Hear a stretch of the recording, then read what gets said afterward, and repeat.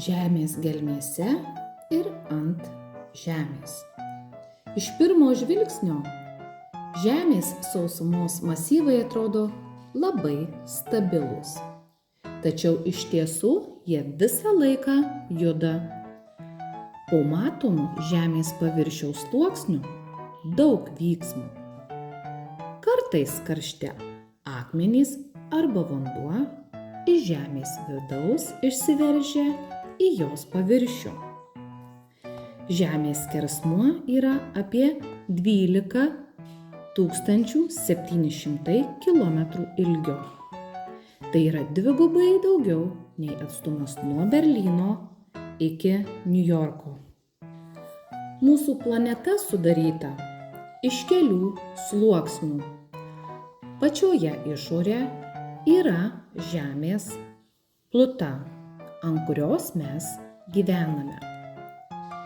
Viena dalis Žemės plutos padengta žemynu, kita jūra.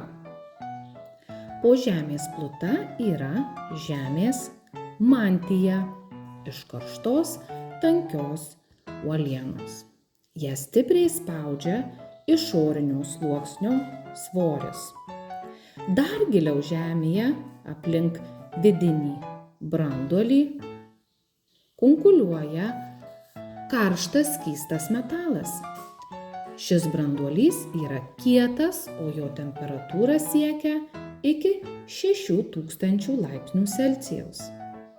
Palygink, aukščiausia kada nors Žemės paviršiuje išmatuota temperatūra yra šiek tiek mažesnė nei 57 laipsniai. Žemės pluta nėra ištisa, o sudaryta iš daugelio plokščių. Šios tektoninės plokštės plūduriuoja ant klampaus, liūliuojančio sluoksnio. Kartais pora plokščių trinasi viena į kitą, susiduria arba viena nuo kitos nutolsta. Toks Žemės plutos judėjimas sukelia žemės drebėjimus, jų metu gali sugriūti namai, o gatvėse atsiveria plyšiai. Anksčiau visas Žemės sausumos masyvą sudarė vieną milžinišką Pangėjos žemyną. Maždaug prieš 20 milijonų metų Pangėja suskilo į dvi dalis – Lauraziją ir Gondvaną. Iš šių dviejų žemynų pamažu susiformavo dabartiniai žemynai, tarp kurių driekiasi vandenynai. Prieš 250 milijonų metų, kaip minėjau, mes turėjom Pangėjos žemyną vieną, o prieš jau 200 milijonų metų atsirado du žemynai. O štai dabartiniais laikais mes turime net 7 žemynus. Šiaurės Amerika, Pietų Amerika, Afrika, Antarktida, Australija, Azija ir Europa. Tų pačių gyvūnų liekanos randamos skirtinguose žemynuose. Taip mokslininkai nustatė, kad anksčiau visi žemynai buvo susijungę į vieną. Susidūrusios dvi Žemės plutos uolienų plokštės stumia viena kitą į viršų. Taip susiformuoja kalnai.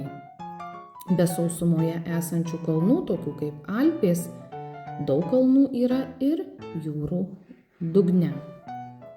Dar ir dabar yra kalnų, tokių kaip aukščiausias mūsų kalnas pasaulyje Everestas. Sakoma, kad jis dar dabar auga.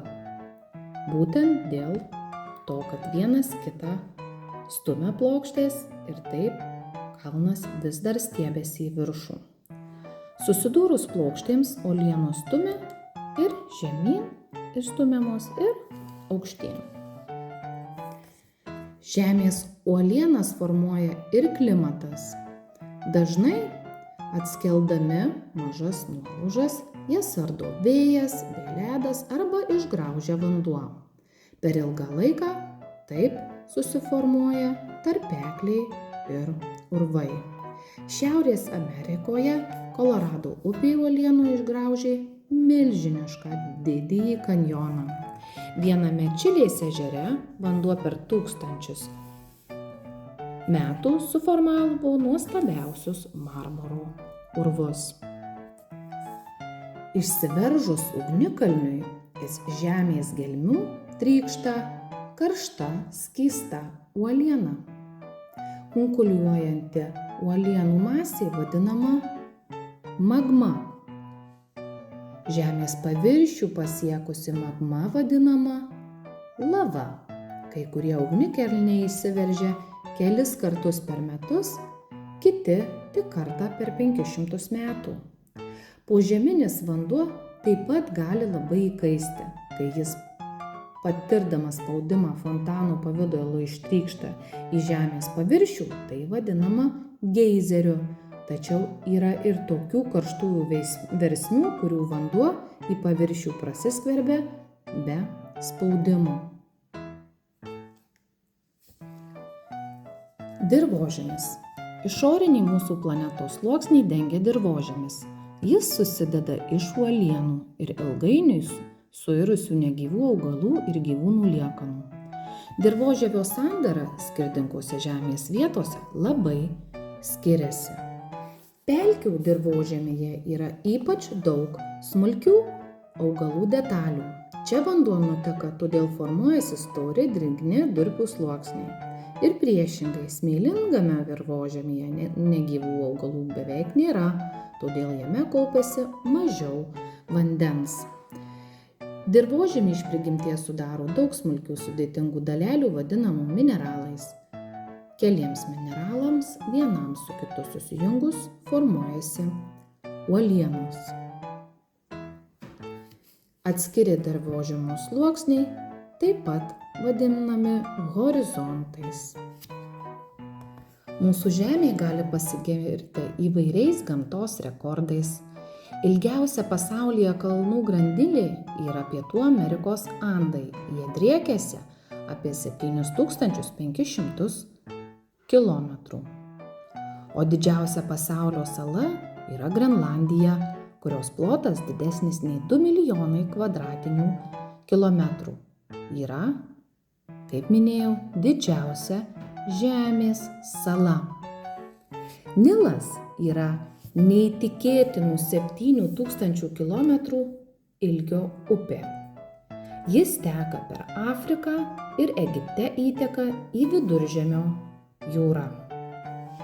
Pietų Amerikoje, Venesueloje esančio Anhelio kroklio vanduo krenta iš beveik 1000 kilometrų. Tai yra 979 metrų aukščio. Everesto kalnas yra Himalajų kalnyno dalis ir jis yra pats didžiausias pasaulio kalnas, kuris yra 8848 metrai. Joks kitas pasaulio kalnas nepasiekia jo aukščio. Didžiausias koralų rifas tai yra didysis barjerinis rifas prie Australijos krantų. Jo ilgis yra 2300 km. Na irgi, kaip ir praeitą kartą, pabandykim prisiminti ir atsakyti į klausimus. Koks karštis Žemės viduje? Iki 600 laipsnių Celsijaus ar iki 6000 laipsnių Celsijaus? Kaip juda tektoninės plokštės? Jos plūduriuoja ar jos šokinėja? Trečias klausimas. Kur būna kalnų? Tik sausumoje? Antras. Ir sausumoje, ir ant jūros dugno. Na ir paskutinis. Kokiame dirvožemyje yra daugiausiai negyvų augalų? Smėlingame ar durpyne? Vėlgi pasirinkę teisingą atsakymą ir įdėjai praleistas tarpelius, jūs galėsite iššifruoti štai kas čia parašyta.